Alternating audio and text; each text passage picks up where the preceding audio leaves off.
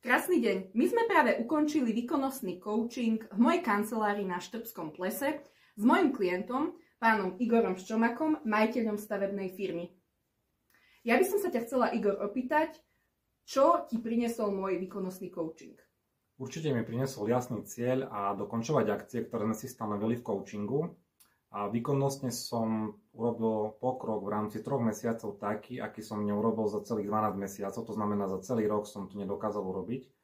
A tento návyk mi pomohol, aby som dokázal efektívne a rýchlo uzatvárať obchody, tým pádom uspieť na trhu.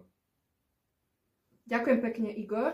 My sme sa ešte vo výkonnostnom coachingu bavili o tom, sám si mi teda hovoril, že si prešiel hlbokou transformáciou, odkedy ťa coachujem.